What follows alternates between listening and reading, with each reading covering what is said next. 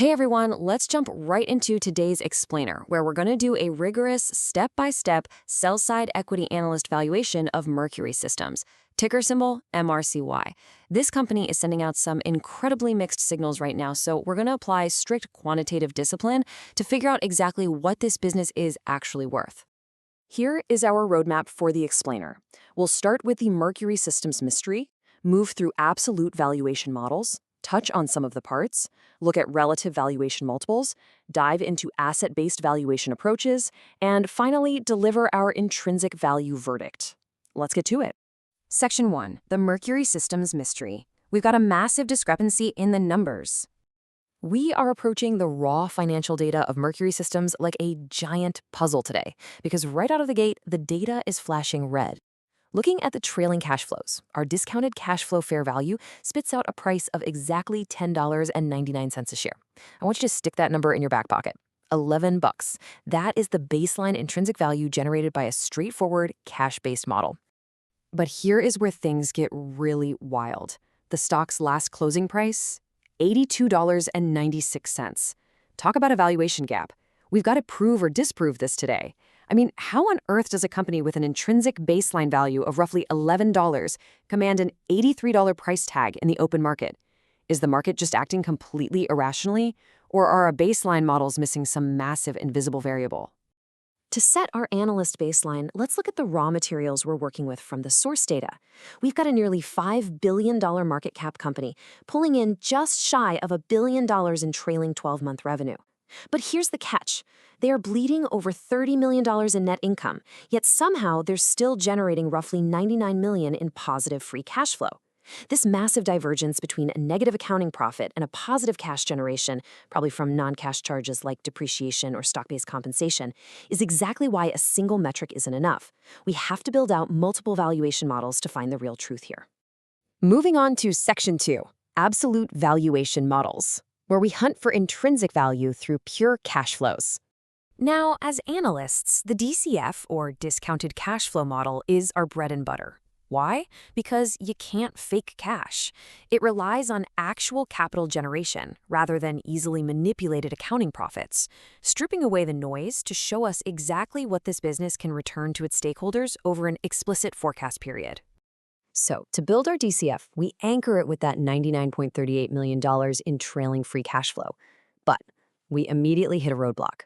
The source documents don't give us management-specific future projections, and they totally leave out the weighted average cost of capital, or WACC. Without those inputs, a textbook DCF is dead in the water.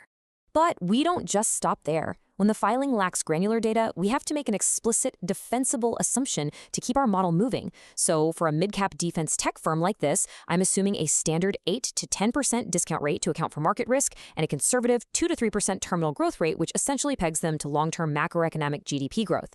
And guess what? Applying these standard, reasonable growth assumptions to their current cash flow is exactly what forces the model to yield that incredibly low $10.99 intrinsic value per share. The cash they generate today simply does not support a massive valuation tomorrow under normal conditions. Now, what about the dividend discount model, or DDM? Well, we have to toss it out entirely for MRCY. The documents clearly show a 0% dividend compound annual growth rate. Since there is literally no consistent dividend policy to evaluate, applying a multi-stage DDM here is theoretically impossible. You can't value a company based on cash payouts it actively refuses to make. All right, Section 3, Sum of the Parts. Let's see about breaking down the business segments. Normally, another great analyst approach is slicing the company up, maybe separating a high-growth software division from a legacy hardware division, valuing each one independently and adding them up. But here's a crucial reality check. A sum of the parts valuation requires distinct, reportable segment financials.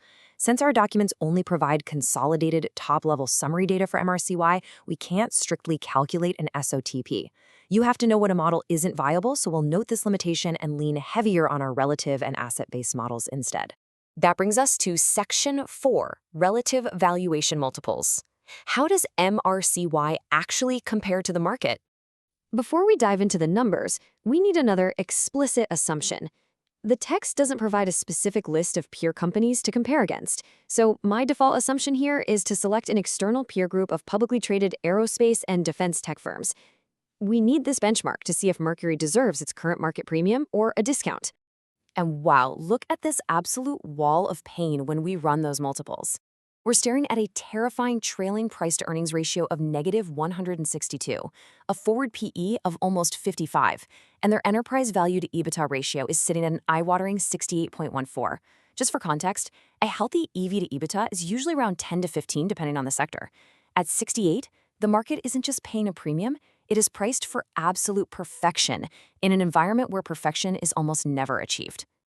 It gets even crazier. Look at the PEG ratio, which normally tells us how cheap a stock is relative to its expected earnings growth. MRCY's is negative 2.42. A negative PEG essentially means the company is actively losing money on an accounting basis right now, which means traditional growth valuations are completely unreliable here. Based on pure multiples, Mercury Systems is severely overvalued on practically every metric except pure revenue, with a price-to-sales ratio sitting around 5. Let's pivot to Section 5, Asset-Based Valuation Approaches. We need to look for a balance sheet floor. If the cash flows and the earnings don't support the price, maybe their hard assets do. And honestly, this is the one major bright spot in our explainer today. By taking a net asset value approach, we can see that despite the abysmal earnings multiples, their baseline asset health is surprisingly robust. They're sitting on a very manageable debt-to-equity ratio of 0.41. Even better, their current ratio is 2.96, and their quick ratio is 2.04.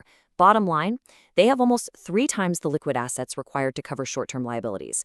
So while they aren't turning strong accounting profits, they are definitely not facing an imminent liquidity crisis. The balance sheet floor is solid here.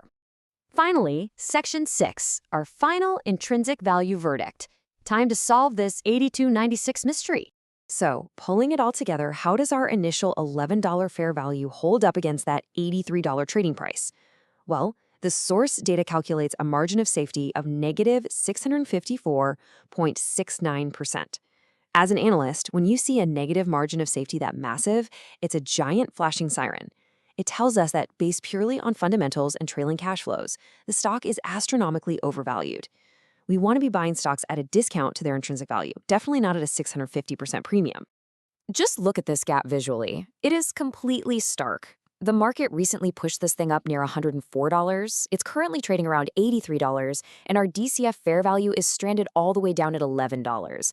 This means the market is pricing in immense future expectations. We're talking a massive structural turnaround, maybe undisclosed defense contracts in the pipeline, or even a hefty acquisition premium from a larger defense contractor looking to buy them out.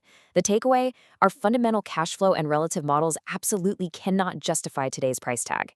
Which leaves us with the ultimate question.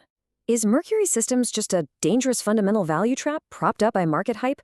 Or is the market seeing a massive, game-changing growth catalyst on the horizon that our baseline mathematical models are totally blind to? One thing is for sure, a divergence this massive between the math and the market means something eventually has to snap.